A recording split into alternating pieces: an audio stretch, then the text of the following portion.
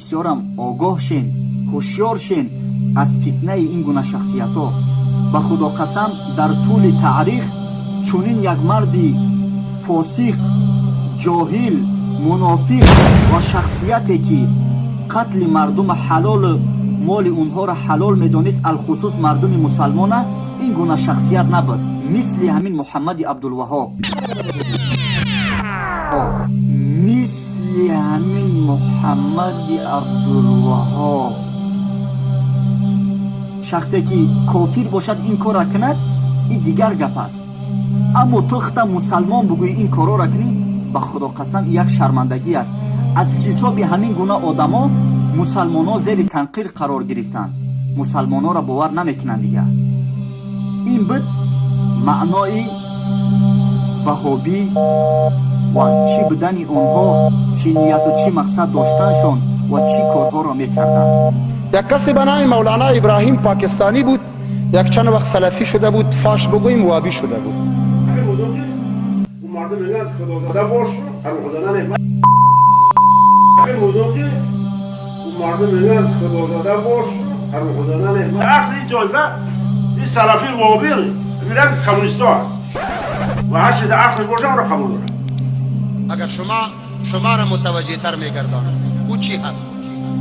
همین اگر عنوان دوستا بتم شاید گناهگار شم. این مردمی که امروز در پی مسائل کوچک هستند، مستحبات را پامال میکنن، تو را به زیارت رفتن نمیمانه، به خیرات کردن نمیمانه، به ختم نمیمانه، توسل ناروا میگویه، تعویض تا دور میندازه، تو را مشرک میگویه، مگر فردا اگر رسید یک نظام. یکم خانه داشتگی بودم توخه که یکم لباس سفید خشرویم آدم یک شخص در اومد تیار باش که فلان روز حضرت عزرائیل میویه. تیار باش که فلان روز حضرت عزرائیل میویه. من میگفتم تو کی و خیلی مقصد من خیلی گفتم فرشته خبر مرگ تا آوردم. این همی سویگه ها و پیشامی و چی را معن کند حکومت تنظیم نموش کرد، این همی عقیده همی سلفی وهابی هست. برای 50 و 60 باید حکومت وهابی شید و درونش جوب کرد. یک آدم چش حق و شک حلوم کنه و نصفه در 70 نمره و یک بزی سویگه را حق نکنه، این چی مذهب دین است؟ اومده از این سویگه حلال این مسائل در دین در بعض احادیث آمده است، آمین بالجار و قرات و رفع الیدین، مگر امروز علامه آنانی هستند که توهین ائمه دین را میکنند. پشت هم چون امام نماز خواندن ناجایز و حرام.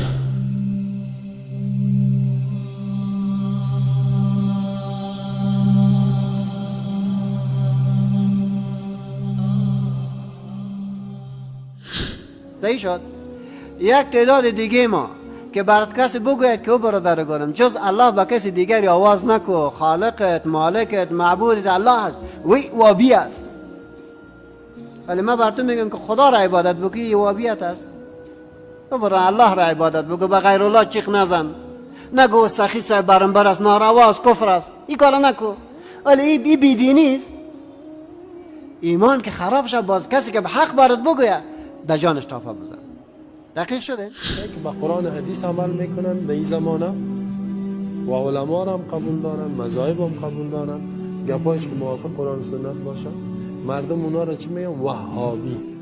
وهابی را میخوایم به شما معرفی بکنم. امروزه هر عالم و دعوتگری که در میان جامعه اسلامی در نتیجه صدا بلند کردنش، در نتیجه دعوت و بیدارگریش اگر لقب وهابی میگیرد، به یقین بدانید که نشانه حقانیتش است. بگین الله اکبر. کسی تحقیق نکرد وهابیت که وهابیت چی است، که تو بدعت رد کنی، شرک رد کنی، قبر پرستی را رد کنی، شخصیت پرستی را رد کنی، کستی؟ نامت وهابی است. که مو مطلی که مردم دایم میکرد، میگفت که کسی برات گفت که الا بینی تا پیشک برد، اول دست دا بینی ببر، نه دنبال پیشک بدو. خو من در افغانستان که دیدم مردم در بینی دست نمیبره، کمی بگوی که بینی تا پیشک برد، دنبال پیشک دویده رایسته. او اصلا جواب وهابیت برم داده. آلی من فهمیدم که کسی نماز خواب بخونه او وهابی است، کسی که پیروی از قرآن و حدیث بکنه، کسی که دنبال سنت پیغمبر بگرده، ایره مردم وهابی. و کسی که حق و حقانیت و مسائل توحید را بیان بکنه و مسائل یکتاپرستی را بیان بکنه، اینجا این آله وسیله دست دشمن شده که فوراً بر پیشانی مسلمان ها میزنن به عنوانی که تو وهابی هستی. خصوصاً از این حربه و از این راه اهل بدعت خیلی تلاش میکنن. روش امام ابو حنیفه رحمت الله علیه چه هست؟ این موارد را نمیدانیم، به دروغ به زبان میگیم پیروی امام ابو حنیفه رحمت الله علیه داریم. بعد از اون طرف علما و دعوتگرایی که در برابر بدعت ها بیستن، در برابر خرافات بیستن، موارد ناجایز و ناروا در دین به عنوان عبادت جا گرفته، اونها را از میان مردم بردارن، بعد اینجا زبان کثیف هم یک دمی جنباند، اینها وهابی هست.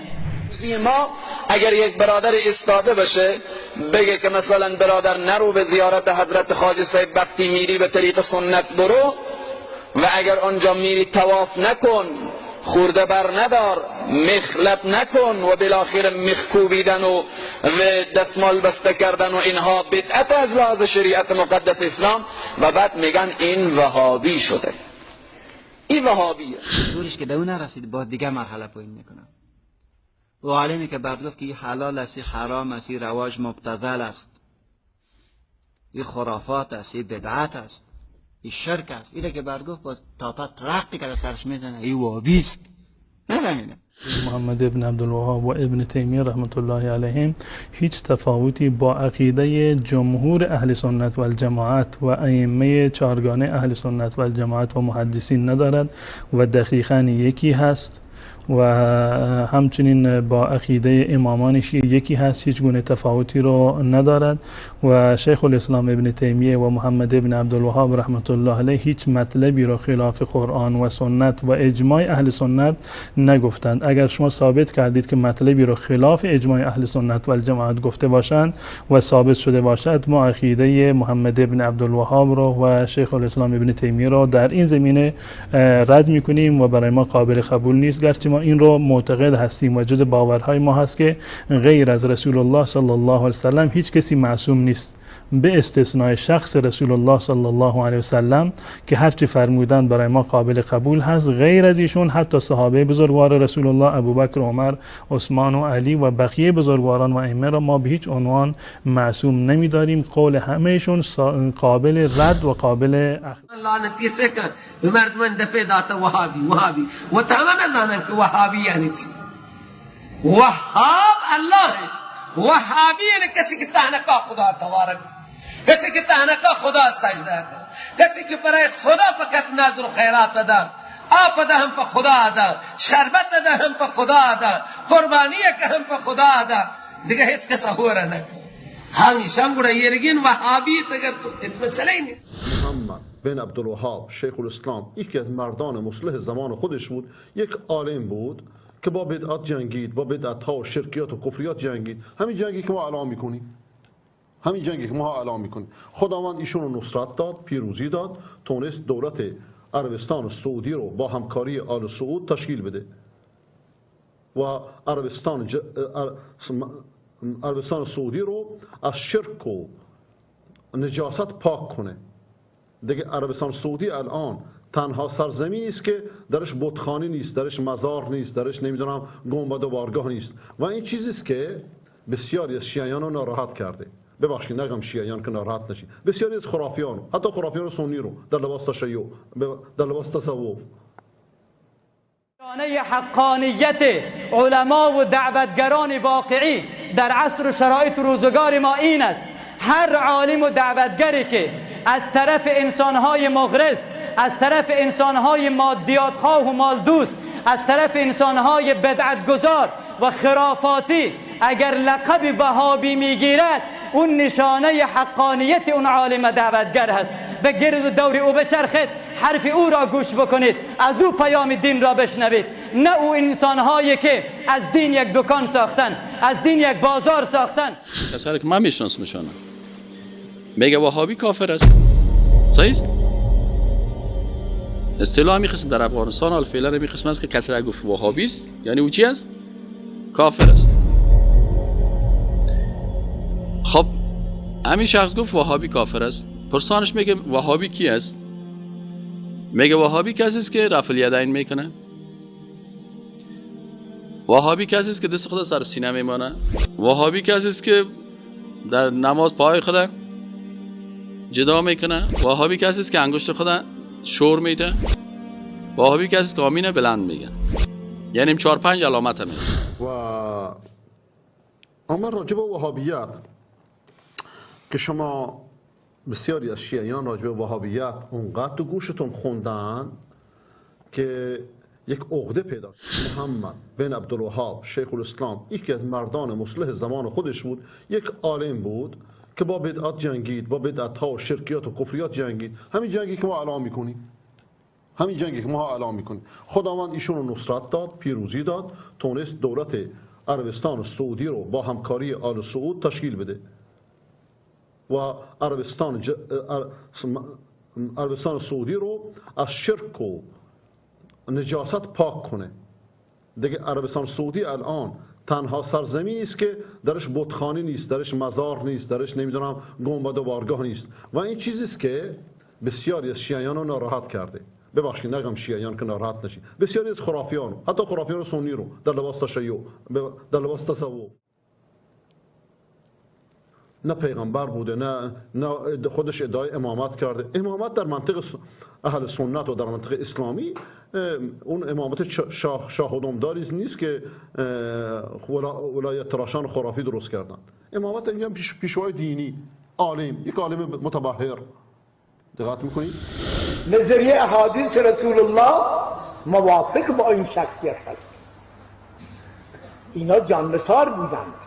اسلام وسیله اینا زنده شده.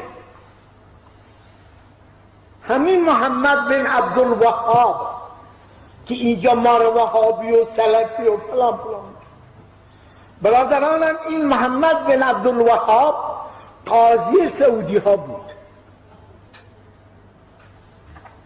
خلاف سنت قبور نگذاشت، خلاف سنت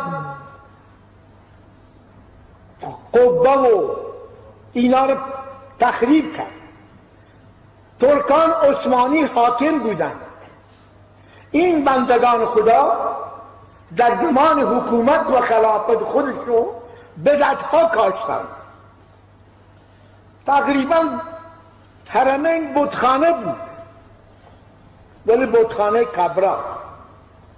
این بزرگ میاد اونجا، ولی بعد از همین عمل این شخصیت مسلمان ها همه یک صف شدن که امروز میبینید شما در حرمین همه 4 مذهب و 5 مذهب ها 6 مذهب ها هم پشت سرشون نماز میخونن.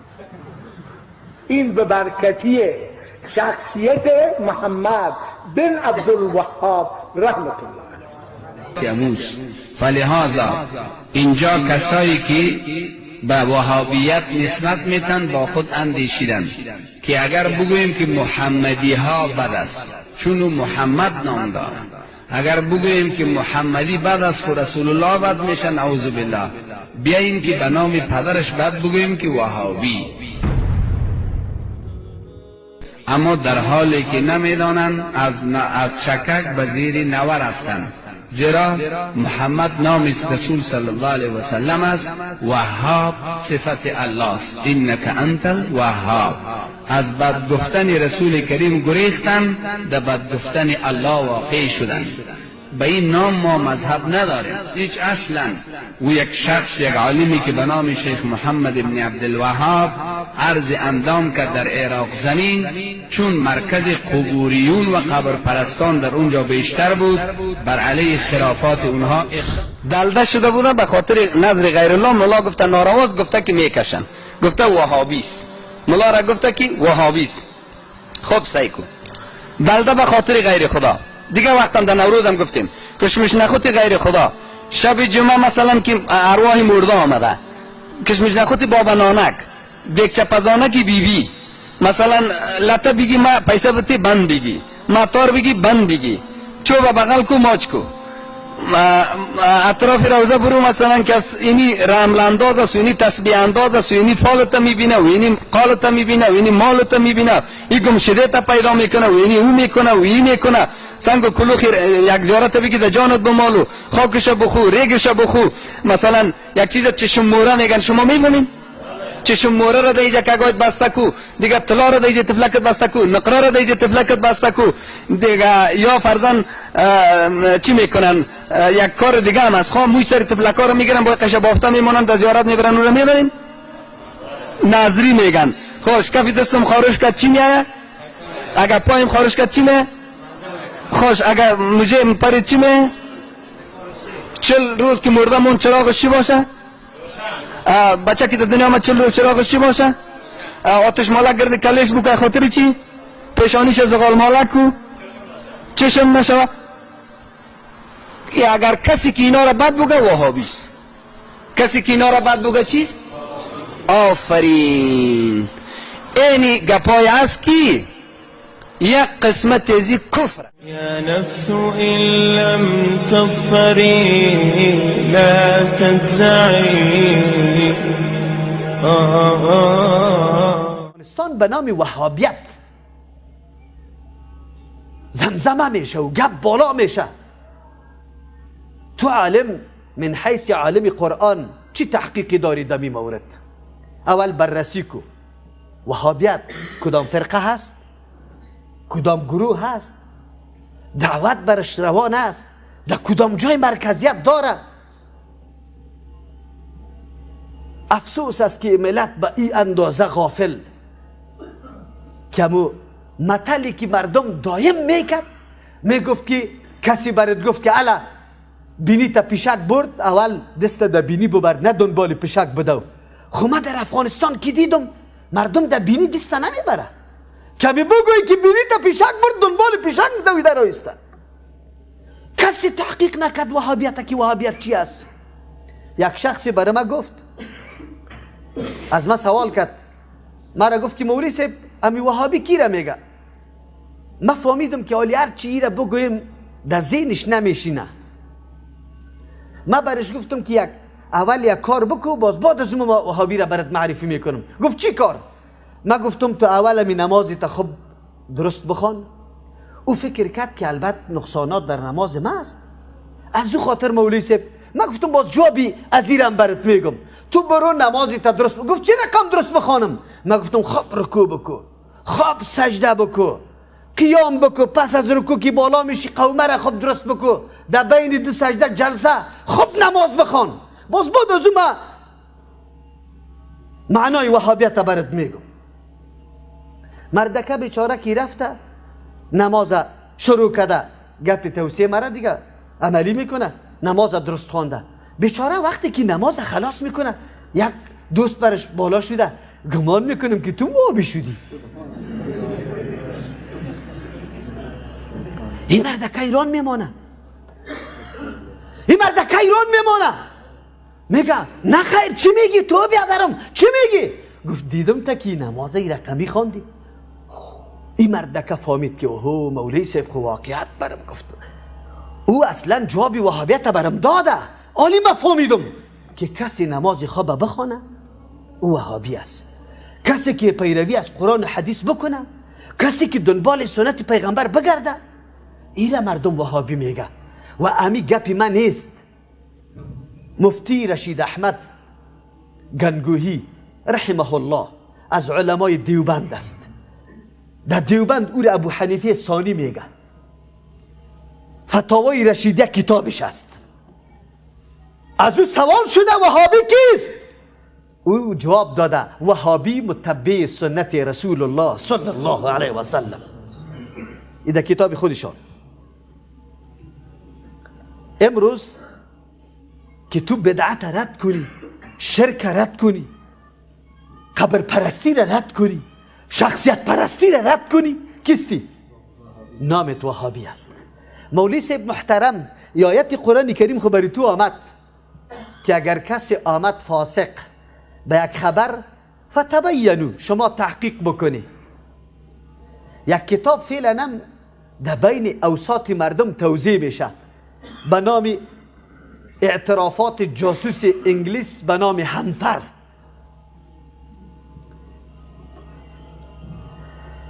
ای کاش این عقل کدام طرف میره؟ این بصیرت کدام طرف میره؟ یک چوپانم که پرسان بکنی که یک کسی که جاسوس انگلیس باشه، جاسوس انگلیس اعترافات میکنه؟ شبکه خود افشا میکنه که ما چی کاروایا داریم؟ بگه شما بگه. او خود پنهان میکنه، او خود کارکردگی ها و عملکردهای خود پنهان میکنه، کسی آگاه نشه که باز فریب نمیخوره. او خود اقرار نمیکنه. انگلیس فاسق است یا عادل است؟ پیشی مولا عادل است. تبیین نمیکنه. شیخ محمد ابن عبدالوهاب رحمه الله یک عالم است مثل سایر علما. شاید اقوال خطام داشته باشه، به ما معلوم نیست. تعالی الحمدلله کتابای از او را که ما مطالعه کردیم در دسترس ما قرار داره، تحقیق کردیم، تمام مسائلش به بنیاد و اساس چیست؟ بگوید دلیل قرآن و حدیث است. کتاب توحیدش مشهورترین کتاب است، در کل جهان تدریس میشه و ایقا شهرت یافته که ایت پرسان نکو. واقعا تحقیق توحید که او کرده، بعد از اینکه هر کس تحقیق میکنه دنبال روی ازی است. اما کتاب خو مطالعه کرده باشه. این مولوی صاحب یک دفعه مراجعه بکنه به اصل کتابی شیخ که چی نظر داره. این جاسوس انگلیس است، این تخریبات کرده یعنی که حقیقت دین بیان کرده. ما او را میگذاریم. در افغانستان ما اینجا امی گپا خیلی زیاد بالا میشه، خصوصا هر حادثه که میشه نقطه طرفی چی میشه؟ مسجد کمپنی. او مردم خیرت است. ما خو برنامه زیرزمینی نداریم تاکاوی، ما خو برنامه علنی داریم. ما در کلی جاها درسی چی داریم؟ تفسیر. او ثبت میشه، او نشر میشه، او امروز در جهان نشر میشه. ملاحظه داری علی الرأس والعین، با چشم و سر. دعوای معصومیت خو ما نداریم که ما معصوم هستیم. حرکات ما را مشاهده میکنیم. شما که در مسجد آمد پابندی هستی جا؟ کدام کارت براتان داده شده که چیک میشه؟ تو بیا اینجا بشی ببین کدام ملاحظه ای که داری. خلاص کیست که نمیپذیره. ولی با تأسف ما از آیت قرآن کریم هم پیش دستی میکنیم، فتوا را صادر میکنیم، مردم تحریک میکنیم یورش ببره، هجوم ببره. در روز قیامت او دختری که در اونجا تو پایین کردی از موتر و کتک زدی، انشاءالله در روز قیامت این دختر استاد میشه. این دختر برای تفسیر آمده بود و تو کتک میزدی، مولای جواب میگی.